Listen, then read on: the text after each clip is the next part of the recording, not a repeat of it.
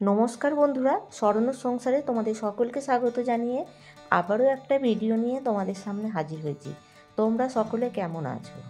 পাঁচি দিদি ফ্রিজ থেকে দুধের প্যাকেট বার করতে গিয়ে দরজা যখন খুলেছে ফ্রিজের, আমি খাট থেকে বসেই দেখতে পাচ্ছি তো ফ্রিজের মধ্যে এত টমেটো ভর্তি হয়ে আছে। তো আমি তখন ভাবলাম যে এই টমেটো দিয়ে কিছু একটা রেসিপি করি, তাই দিদিকে বললাম টমেটোগুলো বার করে দাও। আজ থেকে মোটামুটি 20 থেকে 25 বছর আগে আমার বাড়িতে এক আত্মীয় এসেছিল। তো আমাকে এই টমেটো দিয়ে একটা রেসিপি তৈরি করে দিয়েছিল।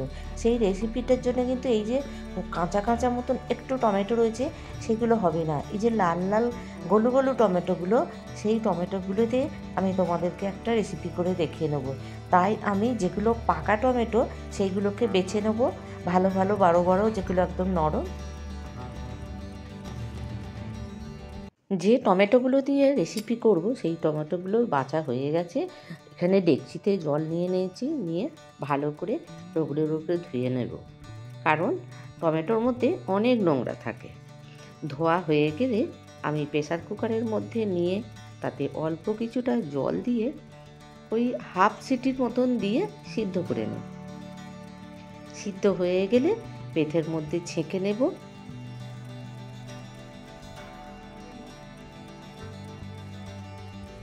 প্রথমে অল্প একটু জল দিয়ে ঠান্ডা করে নেব, তারপরে এদিকে ডেকচিতে বেশি করে জল নিয়ে ওই টমেটোগুলো ডেকচির মধ্যে দিয়ে ঠান্ডা করে নেব।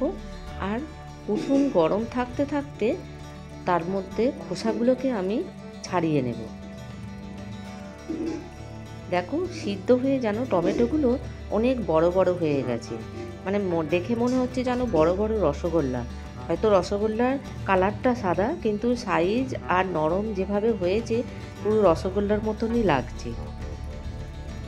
যাতে লক্ষ্য রাখতে হবে একটাও খোসা না থাকে। খোসাগুলো ছাড়ানো হয়ে গেলে টমেটোর ভিতরে যে দানা আছে, এবার সেই দানাগুলোকে ভালো করে বার করে নেব। টমেটোগুলো প্রথমে ফাটিয়ে নেব, নিয়ে ওর ভিতরে ঠিক আমি যেভাবে করছি, পাঁচি দিদি যেভাবে করছে সেইভাবে আমি এইভাবে করে নেব।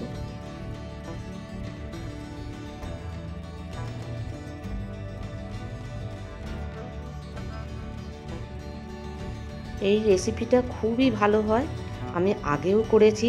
তারপরে এত টমেটো জমে গেছে বলে তাই ভাবলাম তোমাদেরকে এই রেসিপিটা করে দেখাই। জল ঝরার জন্যে একটা বাটির ওপর পেতেটাকে বসিয়ে দিয়েছি, যতটুকু জল থাকে অবশিষ্ট সেটা ঝরে যাবে। আর এদিকে আমি নিয়ে নিয়েছি একটা কড়া, আর নিয়েছি বাটি। এই বাটির মাপেই চিনিটা দেব। আমি এখানে মোটামুটি 2 বাটি চিনি দেব। মাপ ওই 400-র মতন হবে। আর এই চিনিটা নিয়ে এইবার চিনির মধ্যে জল দিয়ে দেব। জলটা অল্প জল দেবো, জলের কোনো মাপ নেই, জাস্ট চিনিটা গলার মতন জলটা দিলেই হয়ে যাবে। খুব বেশি না গড়লেও হবে। অল্প চিনিটা যখনই ওই একটু জল জল হবে সেই অবস্থায় আমি টমেটোগুলো দিয়ে দেবো, কিন্তু সব টমেটো দেবো না, অর্ধেকটা দিয়ে একবার নেড়ে নিয়ে বাকি টমেটোটা দিয়ে দেবো।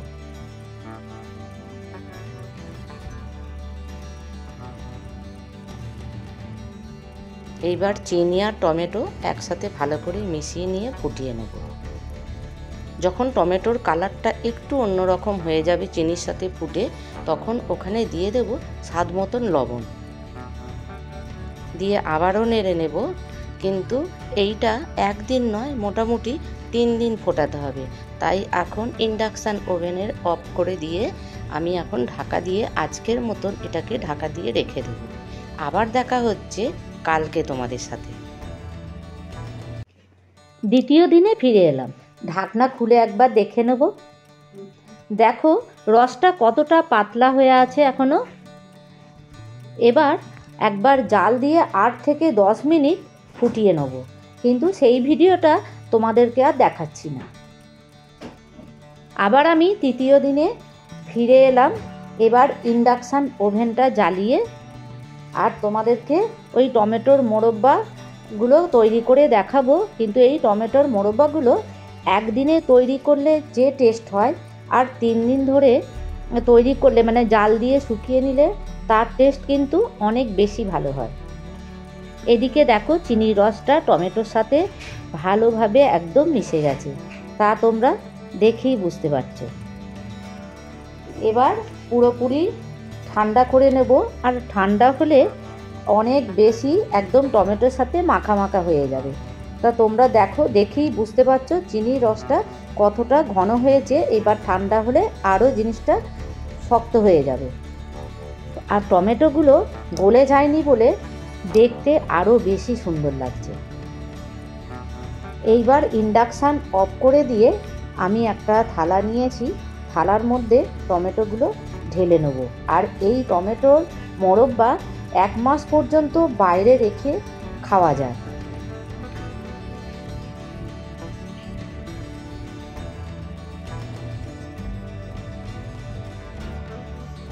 খুন্তির সাহায্যে একটু চাড়িয়ে নেব।